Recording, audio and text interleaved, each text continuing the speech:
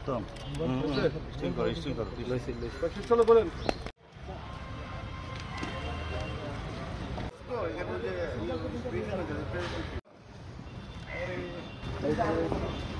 অপেক্ষা করো না রে ভাই, একজন একজন করে লই নেয়।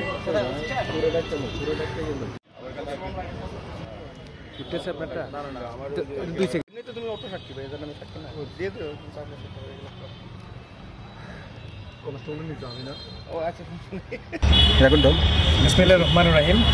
আসসালামু আলাইকুম।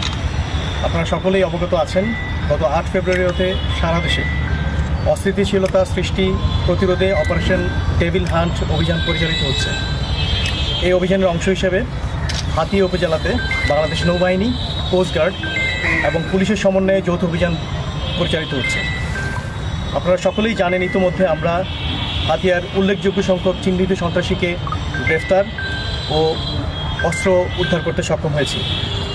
গতরাত আনুমানিক 11টায় প্রাপ্ত গোপন সংবাদের ভিত্তিতে যৌথ বাহিনীর একটি চৌকস দল আনুমানিক রাত 2 ঘটিকায় নৌবাহিনী কন্টিনজেন্ট কমান্ডারের নেতৃত্বে হাতিয়া থানাধীন 6 নং চরকিং ইউপির 2 নং ওয়ার্ডস্থ কলেজ রোডের হাজি আব্দুল বাশার মার্কেটের বিপরীতে কাউসার মিয়া ব্রিকফিল্ডের সামনে পৌঁছালে সন্ত্রাসীরা ব্রিকফিল্ড সংলগ্ন মাঠ হতে ককটেল নিক্ষেপ করা শুরু করে।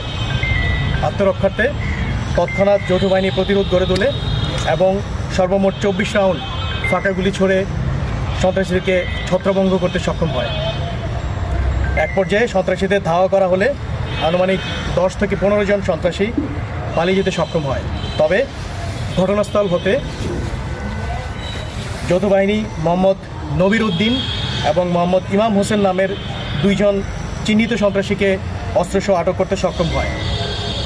জব্দকৃত অস্ত্রের মধ্যে রয়েছে একটি বিদেশি পিস্তল, ম্যাগাজিন ও 1 রাউন্ড গুলিসহ 3টি একনলা দেশীয় বন্দুক, 8টি কার্তুজ, 20টি ককটেল, 2টি ড্যাগার, 3টি কিরিস এবং একটি তলোয়ার।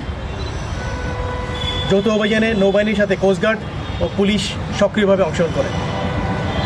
আটককৃত ব্যক্তিদের বিরুদ্ধে নিজ নিজ এলাকায় হত্যা, ডাকাতি, মাদক ও চাঁদাবাজির অভিযোগ রয়েছে। এছাড়াও গত 6 ফেব্রুয়ারি রাতে তারা সাধারণ জনগণের উপর হামলায় প্রত্যক্ষভাবে অংশগ্রহণ করেছে বলে আমাদের কাছে তথ্য রয়েছে।